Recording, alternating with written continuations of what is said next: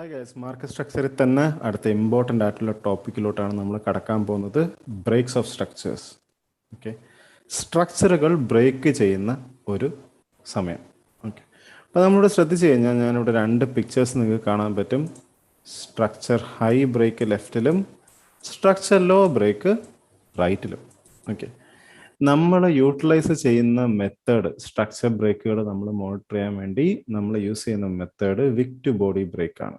Okay, ഇതുകൊണ്ട് ഉദ്ദേശിക്കുന്ന കാര്യം ഞാനൊന്ന് നിങ്ങൾക്ക് ഒന്ന് റഫായിട്ട് പറഞ്ഞുതരാം. ഓക്കെ, സപ്പോസ് നമ്മളിപ്പോൾ ഒരു സ്ട്രക്ചർ ഹൈയുടെ കാര്യം എടുക്കാം. ഓക്കെ, സ്ട്രക്ചർ ഹൈ ആണ് ഇപ്പോൾ മാർക്കറ്റിൽ കാണുന്നത്. സോ എങ്ങനെയായിരിക്കും സ്ട്രക്ചർ ഹൈ ഇരിക്കുക? സ്ട്രക്ചർ ഹൈ കാണാൻ പറ്റുന്നത് നമുക്ക് പ്രൈസ് മുകളിലോട്ട് പോകുന്നുണ്ടായിരിക്കും അല്ലേ, മുകളിലോട്ട് പോകുന്നു. പിന്നെ ലെറ്റ്സ് പ്രൈസ് താഴോട്ട് വരാൻ തുടങ്ങി. ഓക്കെ, ഈ ക്യാൻഡിലോട്ട് പ്രൈസ് ഇങ്ങനെ താഴോട്ട് വരികയാണ്. ഇതാണ് നമ്മളെ സംബന്ധിച്ച് ഒരു structure high. Okay, structure high നമ്മൾ ലോജിക്ക് പഠിച്ച കാര്യം നിങ്ങൾ ഓർത്തിട്ടുണ്ടെങ്കിൽ ഇവിടെ സെല്ലേഴ്സ് ആണ് കൺട്രോളിൽ, സപ്ലൈ ആണ് ഇവിടുത്തെ കൺട്രോൾ അല്ലേ. ഒരുപാട് സെൽ ഓർഡേഴ്സ് ആണ് മാർക്കറ്റിൽ വന്നിട്ടുള്ളത്. നമ്മളൊരു സ്ട്രക്ചർ ഹൈ നോക്കുമ്പോൾ നമ്മൾ ആദ്യം നോക്കുന്നത് ഈ സെൽ ഓർഡേഴ്സിന്റെ തുടക്കം എവിടെ നിന്നാണ് ഈ ട്രാൻസ്ഫർ നടന്നത്. അത് നോക്കുന്നതിന് നിങ്ങൾ നോക്കുക, ആ ഏറ്റവും ടോപ്പ് മോസ്റ്റ് ഏരിയയിലെ ഏറ്റവും മുകളിലത്തെ വിക്ക് ആയിരിക്കും. ഓക്കെ, ഇപ്പൊ ഈ എക്സാമ്പിൾ നിങ്ങൾ നോക്കുകയാണെങ്കിൽ ഇതാണ് ഏറ്റവും ടോപ്പ് ഏരിയ. നമുക്ക് രണ്ട് വിക്കുകൾ കാണാം. അതിൽ ഏറ്റവും മുകളിൽ നിൽക്കുന്ന വിക്ക് ഇതാണ്. നമ്മളെ സംബന്ധിച്ച് ആ വിക്കിൽ നിന്നാണ് ഈ സെല്ലോഡേഴ്സ് എല്ലാം മാർക്കറ്റിൽ വന്നിട്ടുള്ളത്. കാരണം സ്മാർട്ട് മണി എന്തായിരിക്കും ചെയ്യുക? എപ്പോഴും സ്മാർട്ട് മണിയുടെ രീതിക്ക് നമ്മൾ ചിന്തിക്കുമ്പോൾ പ്രീമിയം ഡിസ്കൗണ്ട് എന്നുള്ളൊരു കൺസെപ്റ്റ് ആയിരിക്കും നമ്മൾ ചിന്തിക്കുക. ബൈ ലോ സെൽ ഹൈ അല്ലെ. ഇവിടെയും അതേ കാര്യം തന്നെയാണ് സ്ട്രക്ചർ ഹൈ നടക്കുന്നത്. വിറ്റിട്ടുണ്ടെങ്കിൽ നല്ല കൂടിയ റേറ്റിനായിരിക്കും എപ്പോഴും എന്ത് ചെയ്യുന്നത്, ഇൻസ്റ്റിറ്റ്യൂഷൻസും വിൽക്കുക. അപ്പൊ കൂടിയ റേറ്റ് എന്ന് പറയുന്ന ആ വിക്കാണ്, ഹൈ ആണ്. ഓക്കെ, സോ നമ്മളെ സംബന്ധിച്ച് ഈ സെല്ലോഡേഴ്സ് എല്ലാം ഫില്ലായത് ആ വിക്കിന്നായിരിക്കും. അതുകൊണ്ട് തന്നെ ആ വിക്കാണ് നമ്മളെ സെല്ലേഴ്സിന്റെ എൻട്രി പോയിന്റ്, അല്ലെങ്കിൽ അവർ ഓർഡേഴ്സ് സൂക്ഷിക്കുന്ന സ്ഥലം. ഓക്കെ, സപ്പോസ് ആ റൈറ്റിലുള്ള ക്യാൻഡിലാണ് വിക്കിന്റെ അളവ് കൂടുതലായിരുന്നെങ്കിലോ, സപ്പോസ് ഈ വിക്ക് ഇങ്ങനെ നീളത്തിൽ മുകളിൽ പോയിരുന്നെങ്കിലോ, അങ്ങനെയാണെങ്കിലും സെയിം നമ്മൾ നോക്കുന്ന കാര്യം എന്താണ്, ഹൈയിലെ ആ ടോപ്പ് മോസ്റ്റ് ഏരിയ എടുക്കുമ്പോൾ ഏറ്റവും മുകളിൽ നിൽക്കുന്ന വിക്കാണ് നമുക്ക് ഇമ്പോർട്ടൻറ്റ്. അപ്പൊ ഈ രണ്ട് വിക്കും കമ്പാരിസൺ ചെയ്യുമ്പോൾ ഓബിയസ്ലി റൈറ്റിലുള്ള വിക്കാണ് ഇപ്പോൾ ടോപ്പിൽ നിൽക്കുന്നത്. അതുകൊണ്ട് തന്നെ ഈ ഹൈയുടെ പവറിലുള്ള സെൽ ഓർഡേഴ്സ് എല്ലാം ആ വിക്കിൽ എന്നായിരിക്കും നമ്മൾ എന്ത് ചെയ്യുക, ചിന്തിക്കുക. കാരണം ഓർഡേഴ്സ് എപ്പോഴും സെൽ ഓർഡേഴ്സ് ആണെങ്കിൽ ഏറ്റവും കൂടിയ റേറ്റിനായിരിക്കും നമ്മൾ മാർക്കറ്റിൽ വിൽക്കുക. ആ ഒരു ലോജിക്ക് കൊണ്ടാണ് നമ്മളിത് വരച്ചു വെച്ചിട്ടുള്ളത്. മുന്നോട്ട് പോകുമ്പോൾ നമ്മൾ ലിക്വിഡിറ്റിയുടെ കാര്യമൊക്കെ പഠിക്കും. വേറൊന്നുമല്ല, നിങ്ങൾ ചിന്തിക്കേണ്ട കാര്യത്തിലേ ഉള്ളൂ, ഇവിടെ സെൽ ഓർഡേഴ്സ് ആണ് ഇൻസ്റ്റിറ്റ്യൂഷൻസ് പ്ലേസ് ചെയ്തിട്ടുണ്ടെങ്കിൽ, ഓക്കെ, ഇവർക്കെതിരെ പ്രൈസ് പോയി കഴിഞ്ഞാൽ അവർക്കത് വൻ നഷ്ടമായിരിക്കും ഉണ്ടാക്കാൻ പോകുന്നത്. റൈറ്റ്. സോ അതുകൊണ്ട് തന്നെ ഇപ്പം നമ്മൾ ഇൻസ്റ്റിറ്റ്യൂഷൻ മാത്രമല്ല, റീറ്റെയിൽ ട്രേഡേഴ്സ് ആണെങ്കിൽ പോലും നമ്മളൊരു കാര്യം സെല്ല് ചെയ്യുകയാണെങ്കിൽ നമ്മൾ ആ സെല്ലിംഗ് പോയിന്റ് നമുക്കൊരു സ്റ്റോപ്പ് ലോസ് ഉണ്ടായിരിക്കും. ആ സ്റ്റോപ്പ് ലോസ് എന്ന് പറയുന്ന ഒരു ബൈ ഓർഡർ ആയിരിക്കും. അപ്പോൾ നമ്മൾ പ്രൈസ് മുകളിലോട്ട് കൊണ്ടുപോകുമ്പോൾ എന്താണ്, ആ ബൈ ഓർഡർ ഇവിടെ ട്രിഗറായി നമ്മൾ ഇവിടെ നിന്ന് എക്സിറ്റ് ആവുകയാണ് പൊതുവേ ഉണ്ടാവുക. ഓക്കെ, ഡീറ്റെയിൽ ആയിട്ട് അതിനെപ്പറ്റി നമുക്കിപ്പോൾ സംസാരിക്കേണ്ട, ലിക്വിഡിറ്റിയിലോട്ടൊക്കെ നമ്മൾ വരുമ്പോൾ ഞാൻ എക്സ്പ്ലെയിൻ ചെയ്ത് പറയും. പക്ഷെ നിങ്ങളിപ്പോൾ ഒരു സ്ട്രക്ചർ ഹൈ നോക്കുമ്പോൾ മനസ്സിലാക്കേണ്ട കാര്യം, സെൽ ഓർഡേഴ്സ് എവിടെ നിന്ന് തുടങ്ങി, അപ്പൊ അതിനുള്ള ഉത്തരവാണ് ആ ഹൈയുടെ ഏറ്റവും മുകളിലത്തെ വിക്കായിരിക്കും സെൽ ഓർഡേഴ്സ് തുടങ്ങിയ സ്ഥലം. അവിടെ ആയിരിക്കും സെൽ ഓർഡേഴ്സ് ഏറ്റവും കൂടുതൽ സ്മാർട്ട് മണി പ്രൊട്ടക്ട് ചെയ്യാൻ പോകുന്നത്. ഓക്കെ, അതുപോലെ തന്നെ തിരിച്ച് ലോയുടെ കാര്യം നമ്മൾ ചിന്തിക്കുകയാണെങ്കിൽ, ഓക്കെ, ഹൈയുടെ കാര്യം നമ്മൾ ചിന്തിച്ചു, അതുപോലത്തെ ലോജിക്ക് ലോയുടെ കാര്യം ചിന്തിക്കാം. ഓക്കെ, ഞാൻ നിങ്ങൾക്ക് വരച്ചു തരാം. ലോ, ഓക്കെ, സ്ട്രക്ചർ ലോ എങ്ങനെ ആയിരിക്കും പോവുക? നമ്മൾ ആദ്യം താഴോട്ടായിരിക്കും ബെയറിഷ് ക്യാൻഡിലുകൾ. ഓക്കെ, താഴെ പോകുന്നു, ഓക്കെ, എനിക്കറിയാം വരയ്ക്കുന്ന വലിയ ലുക്കൊന്നും കാണത്തില്ല, പക്ഷെ നിങ്ങൾ ലോജിക്ക് മനസ്സിലാക്കിയാൽ മതി. ഓക്കെ, പിന്നെ പ്രൈസ് എന്ത് ചെയ്യാൻ തുടങ്ങി, മുകളിലോട്ട് പോകാൻ തുടങ്ങി അല്ലേ. നമുക്കറിയാം സ്ട്രക്ചർ ലോ എന്ന് പറയുന്നത് ബയേഴ്സിന്റെ താവളമാണ്, ഡിമാൻഡാണ് ഉണ്ടായത്, ബൈ ഓർഡേഴ്സ് ആണ് മാർക്കറ്റ് ഫില്ലായത്. സോ സെയിം നമ്മൾ മുകളിൽ ഇപ്പം ലെഫ്റ്റിൽ നമ്മൾ സ്ട്രക്ചർ ഹൈയുടെ ലോജിക്ക് പറഞ്ഞ പോലെ സ്ട്രക്ചർ ലോ നോക്കുമ്പോൾ പക്ഷേ നേരെ തിരിച്ചാണ്. നമ്മൾ ലോവസ്റ്റ് ഏരിയയിലെ ഏറ്റവും ലോയിലുള്ള വിക്കായിരിക്കും നോക്കുക. ഓക്കെ, സോ സപ്പോസ് ഇപ്പൊ ഈ വിക്കിന് നല്ല നീളം ഉണ്ടെന്ന് കരുതുക. ഓക്കെ, നമുക്ക് മാച്ചിട്ട് സപ്പോസ് ആ ലെഫ്റ്റിലുള്ള ക്യാൻഡിലിന്റെ വിക്ക് നല്ല താഴോട്ടാണ് നിങ്ങൾ ചിന്തിക്കുക. ഓക്കെ, നല്ല രീതിക്ക് ഇങ്ങനെ താഴോട്ടാണ് ചിന്തിക്കുക. നമുക്കറിയാം ബൈ ആണ് നമ്മൾ മാർക്കറ്റ് ചെയ്യണമെങ്കിൽ ഏറ്റവും ലോവസ്റ്റ് പ്രൈസിനെ നമ്മൾ മേടിക്കത്തുള്ളൂ. അപ്പൊ ആ വിക്ക് നമുക്ക് കാണിച്ചു തരുന്ന കാര്യം ആ വിക്കിൽ നിന്നാണ് ഈ ബൈ ഓർഡേഴ്സ് ഫില്ല് ചെയ്തത്. കാരണം അതാണ് ലോവസ്റ്റ് പോയിന്റ്. നമ്മൾ ഈ മുഴുവൻ പ്രൈസ് ആക്ഷൻ എടുത്തു കഴിഞ്ഞാൽ ആ ഒരു ഏരിയ നമ്മൾ നോക്കിക്കഴിഞ്ഞാൽ ഏറ്റവും ലോവസ്റ്റ് പോയിന്റ് ആ വിക്കാണ്.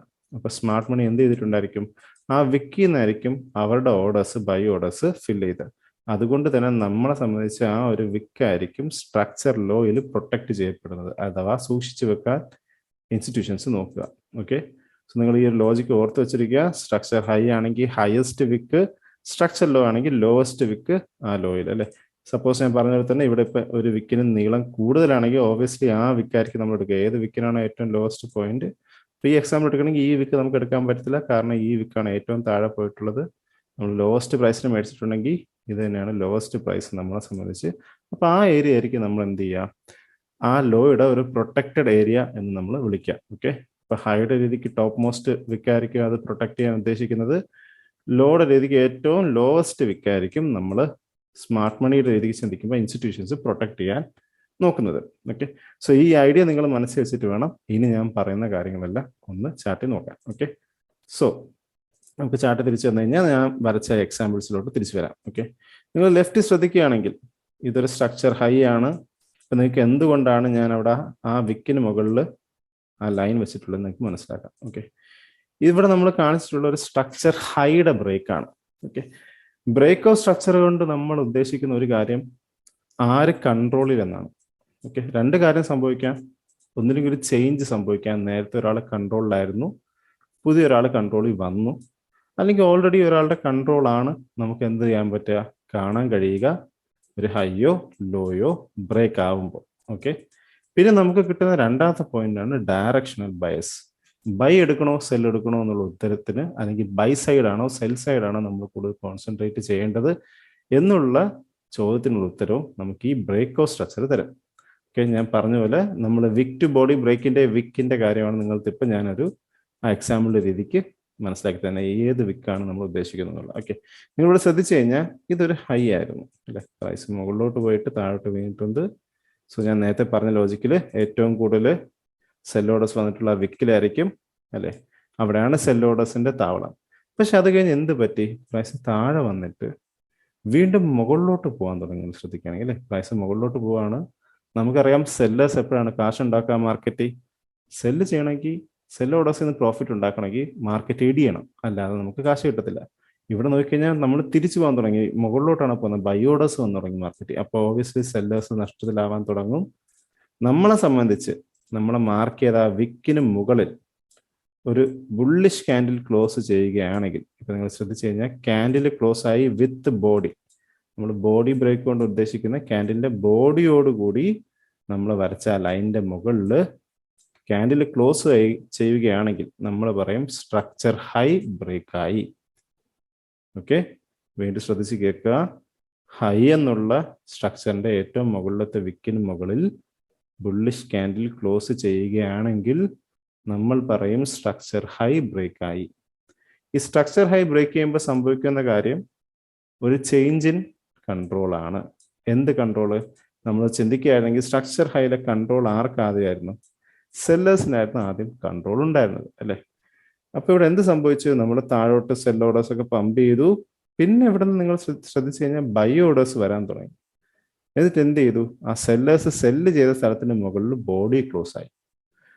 ഈ ഒരു പ്രൈസ് ആക്ഷൻ നമ്മൾ പറയുന്നത് ഇപ്പൊ ബയേഴ്സ് മാർക്കറ്റിൽ വന്നിട്ടുണ്ട്, അവർ കൺട്രോൾ എടുത്തു, സെല്ലേഴ്സിനെ അവരെടുത്ത് വെളിയിൽ കളഞ്ഞു.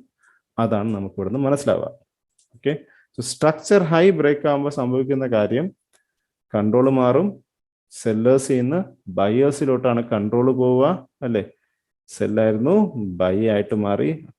അപ്പൊ നമ്മൾ എന്ത് ഡയറക്ഷൻ ആയിരിക്കും പിടിക്കുക? നമ്മളെ ബയസ് ബൈ ആയിരിക്കും. നമ്മൾ ചിന്തിക്കുക, ഓക്കെ, ഞാൻ ഈ മാർക്കറ്റിൽ കൂടുതലും മേടിക്കാനായിരിക്കും നോക്കുന്നത്. ഒരൊറ്റ കാര്യമാണ് നമുക്ക് എന്ത് ചെയ്യുക, സ്ട്രക്ചർ ഹൈയുടെ ബ്രേക്കിൽ നിന്ന് കിട്ടുന്ന ഇൻഫർമേഷൻ. അതുപോലെ തന്നെ നിങ്ങൾ സ്ട്രക്ചർ ലോയും ശ്രദ്ധിച്ചു കഴിഞ്ഞാൽ ഇതൊരു സ്ട്രക്ചർ ലോ ആണ്, കാരണം പ്രൈസ് താഴെ വന്നു പിന്നെ മുകളിലോട്ട് പോകുന്നു, അല്ലേ. പിന്നെ നിങ്ങൾ നോക്കി കഴിഞ്ഞാൽ ഇവിടെ 1, 2, 3 വിക്ക് ഉണ്ട്. ഇതിലിപ്പോൾ ഏറ്റവും താഴത്തെ വിക്ക് ഞാൻ എന്തുകൊണ്ട് സെലക്ട് ചെയ്തു എന്ന് നിങ്ങൾക്ക് ഞാൻ നേരത്തെ പറഞ്ഞു തന്ന എക്സാമ്പിളിൽ രീതിക്ക് പിടികിട്ടും. ഓക്കെ, ഇവിടെ നിങ്ങൾ ശ്രദ്ധിച്ചു കഴിഞ്ഞാൽ ഈ 3 ക്യാൻഡിലും അല്ലെ താഴോട്ട് വരാൻ തുടങ്ങി. നമുക്കറിയാം സ്ട്രക്ചർ ലോ എന്ന് പറയുന്നത് ബയേഴ്സിന്റെ താവളമാണ്. ബയ്യർ നമുക്ക് പ്രോഫിറ്റ് ഉണ്ടാക്കണമെങ്കിൽ അല്ലെങ്കിൽ ഏത് ഇൻസ്റ്റിറ്റ്യൂഷന് പ്രോഫിറ്റ് ഉണ്ടാക്കണമെങ്കിൽ പോലും പ്രൈസ് മുകളിലോട്ട് തന്നെ പോകണം, അല്ലെങ്കിൽ എന്ത് പറ്റും, നഷ്ടം സംഭവിക്കും. ഇവിടെ നിങ്ങൾ ശ്രദ്ധിച്ചു കഴിഞ്ഞാൽ സ്ട്രക്ചർ ലോ ഉണ്ടാക്കി പ്രൈസ് എന്ത് ചെയ്യാൻ തുടങ്ങി, പ്രൈസ് താഴോട്ട് വരാൻ തുടങ്ങി അല്ലേ. ഓബിയസ്ലി ബൈ എടുത്തവർക്ക് നഷ്ടം സംഭവിച്ചു തുടങ്ങും, അവരുടെ പ്രോഫിറ്റ് കുറഞ്ഞു തുടങ്ങും. ഏറ്റവും ലോവസ്റ്റ് വിക്ക് ഇതാണ്. അപ്പോൾ ഓബിയസ്ലി ഈ നടന്ന ബൈ ഓർഡറുകളൊക്കെ ഫില്ലായത് ആ വിക്കിൽ നിന്നായിരിക്കും. നിങ്ങൾ ശ്രദ്ധിച്ചു കഴിഞ്ഞാൽ ആദ്യം പ്രൈസ് ഒന്ന് താഴെ വന്നു, പക്ഷേ ആ ലാസ്റ്റ് സെക്കൻഡ് ക്യാൻ നിങ്ങൾ ശ്രദ്ധിച്ചു കഴിഞ്ഞാൽ അത് ബ്രേക്ക് ചെയ്തിട്ടില്ല. കാരണം ഞാൻ പറഞ്ഞ പോലെ നമ്മൾ വിക്ക് ടു ബോഡി ബ്രേക്ക് ആണ് നോക്കിയത്. ഇവിടെ ബോഡി ഒന്നുമില്ല, ഇവിടെ വീണ്ടും ഒരു വിക്ക് തന്നെയാണ് വന്നത്. അപ്പൊ വിക്ക് ടു വിക്ക് ബ്രേക്ക് എന്ന് പറഞ്ഞിട്ടുള്ളൂ. നമ്മളെ സംബന്ധിച്ച് അതൊരു ബ്രേക്ക് ഓഫ് സ്ട്രക്ചർ അല്ല, നമുക്ക് ബോഡി തന്നെ വേണം. അപ്പൊ ലാസ്റ്റ് ക്യാൻഡിൽ എന്ത് ചെയ്തു, ബോഡിയോടുകൂടി ക്ലോസ് ചെയ്തു. അപ്പോഴാണ് നമുക്ക് സ്ട്രക്ചർ ലോയിന്റെ ബ്രേക്ക് കിട്ടിയത്. ഓക്കെ, ഓർത്ത് വെക്കുക, ബോഡി ക്ലോസ് തന്നെ വേണം, വിക്ക് അല്ല. ഓക്കെ, യെസ്, നമ്മൾ വിക്ക് ബ്രേക്ക് ഉപയോഗിക്കുന്ന സന്ദർഭങ്ങൾ വരും, ചേഞ്ച് ഓഫ് ക്യാരക്ടറുകൾ വരും. അത് നമുക്ക് മുന്നോട്ട് പോകുമ്പോൾ ഡിസ്കസ് ചെയ്യാം. പക്ഷെ നമ്മളൊരു ബയസ് എടുക്കാൻ അല്ലെങ്കിൽ നമ്മൾ സ്ട്രക്ചർ ഐഡന്റിഫൈ ചെയ്യുമ്പോൾ നമുക്ക് ബോഡി ക്ലോസ് തന്നെ വേണം, ബോഡിയോട് ഫുൾ ബോഡി ക്യാൻഡിൽ തന്നെ വേണം. ഓക്കെ, ഇതൊരു പിപ്പിന് ബോഡി ഉണ്ടായിരുന്നാലും മതി, ഇങ്ങനെ വലിയ ക്യാൻഡിൽ തന്നെ വേണം അങ്ങനെയുള്ള റൂളൊന്നുമില്ല. സപ്പോസ് ഈ നടന്ന ക്യാൻഡില് ആ ഒരു വരയുടെ ഒരു മുകളിൽ ഒരു പിപ്പ് ഇങ്ങനെ ബോഡി ക്ലോസ് ചെയ്താൽ പോലും അത് ബ്രേക്ക് ഓഫ് സ്ട്രക്ചർ ആണ്. സെയിം ഹിയർ, ഒരു പിപ്പ് നമ്മളൊന്ന് ബോഡി ക്ലോസ് ചെയ്താൽ അത് ബ്രേക്ക് ഓഫ് സ്ട്രക്ചർ ആയിരിക്കും. ഒബിയസ്ലി നമ്മളൊരു വാക്ക് ത്രൂ നമ്മൾ ചെയ്യും ചാർട്ടിൽ, അപ്പോൾ നിങ്ങൾക്ക് ഇത്രയും കൂടെ ക്ലീൻ ആയിട്ട് മനസ്സിലാവും. സ്ട്രക്ചർ ലോ ബ്രേക്ക് ആകുമ്പോഴും സംഭവിക്കുന്ന ഒരു ചേഞ്ച് ഇൻ കൺട്രോൾ ആണ് ലോ എന്ന് പറയുന്നത്. നമ്മൾ ഓൾറെഡി ലോജിക്ക് സംസാരിച്ച കാര്യമാണ്, ബയേഴ്സ് ആണ് കൺട്രോൾ അല്ലെ. അപ്പൊ ഇവിടെ സെൽ ഓർഡേഴ്സ് വന്ന് അവരെ പുറന്തള്ളുകയാണെങ്കിൽ ആരിവിടെ കൺട്രോൾ എടുക്കും, കൺട്രോൾ മാറും, സെല്ലേഴ്സ് കൺട്രോളിലോട്ട് മാറും. നിങ്ങൾ ശ്രദ്ധിച്ചു കഴിഞ്ഞാൽ മുകളിൽ പോയിട്ട് നമ്മൾ താഴോട്ട് വന്നു അല്ലെ, വീണ്ടും സെല്ലേഴ്സ് ആണ് ഇവിടെ സെല് ചെയ്യാൻ തുടങ്ങിയത്. സെല്ലേഴ്സ് കൺട്രോളിൽ വരും, പ്ലസ് നമ്മളെ ഡയറക്ഷൻ മാറും. നമ്മളെ ഡയറക്ഷൻ ബയസ് സെല്ലായിരിക്കും. നമ്മൾ നോക്കുക, വിൽക്കാനുള്ള ഓപ്പർച്യൂണിറ്റി ആയിരിക്കും market. Okay, so break of structure നമുക്ക് തരുന്ന കാര്യങ്ങൾ എന്തൊക്കെയാണ്, ആരുടെ കൺട്രോൾ ആർക്ക് പോയെന്ന് മനസ്സിലാവും, പ്ലസ് നമുക്ക് മനസ്സിലാക്കാം ബൈ എടുക്കണോ സെൽ എടുക്കണോ എന്നുള്ള കാര്യം. വളരെ ഇമ്പോർട്ടൻ്റ് ആയിട്ടുള്ള കാര്യമാണ്. ഓക്കെ, നമ്മൾ അടുത്ത വീഡിയോയിൽ ഈ നടന്ന കാര്യം അല്ലെങ്കിൽ ഇപ്പം നമ്മൾ സംസാരിച്ച കാര്യം വെച്ച് നമ്മൾ എന്ത് ചെയ്യും, ചാർട്ടിലൊന്ന് ലൈവായിട്ട് എക്സാമ്പിൾ നോക്കും ഈ ഡയറക്ഷൻ മാറുന്നതിൻ്റെ കാര്യത്തിൽ.